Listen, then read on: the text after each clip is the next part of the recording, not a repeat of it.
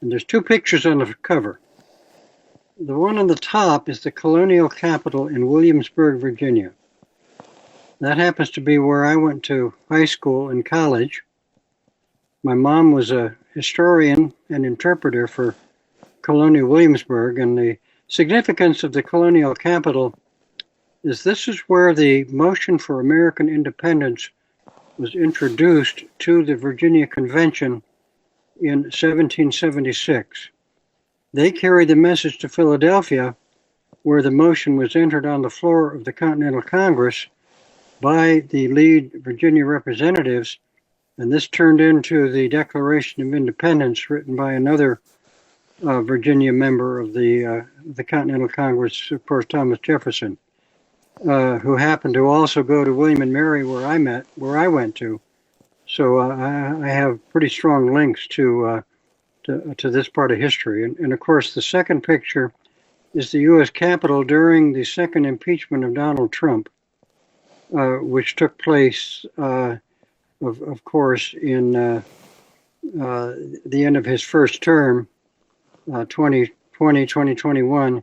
And you can see there the armed guards back in the picture, the barbed wire. So it's quite a transition going from the stately Capitol in colonial Williamsburg to the barbed wire around our Capitol a little over 200 years later. So one might be tempted to ask, looking at this cover of my book, what happened? How did we go from the one to the other?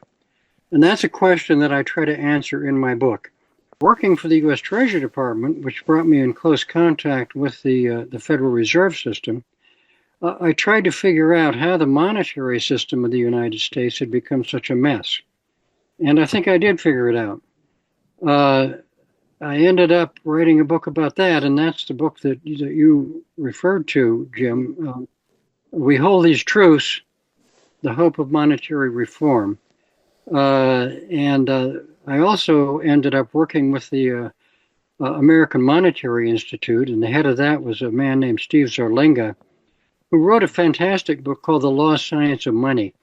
Many of your listeners may be familiar with, tracing the history of money and how the travesty of fractional reserve banking that we're now plagued by came into existence. And so I worked with Steve on that.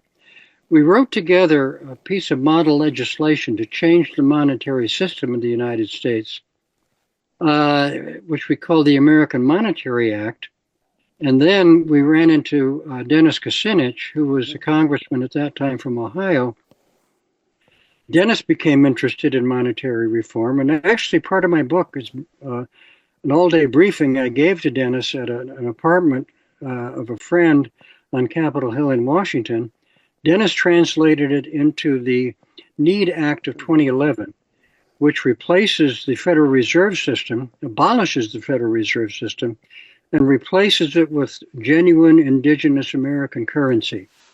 After that legislation was put into the hopper in Congress, Dennis was gerrymandered out of his congressional seat and has never returned to public office since then, but his legislation stays on the books. The appendix to my book explains how the Need Act, NEED, would change the entire monetary system of the United States, and thereby it would change the entire monetary system of the world. And so that's all referred to and explained in an appendix to my book.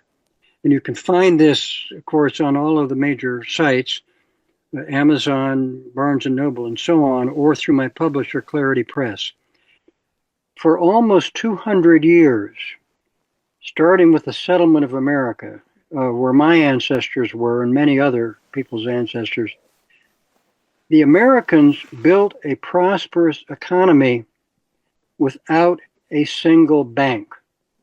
Yep. All through the 1600s, through most of the 1700s. I mean, think about that.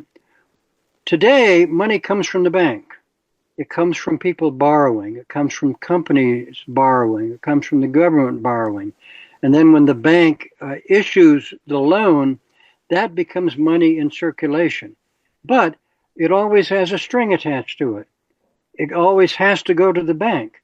And not only does it have to go back to the bank, but it has to go back collecting compound interest, which is a process known by the very elegant term usury.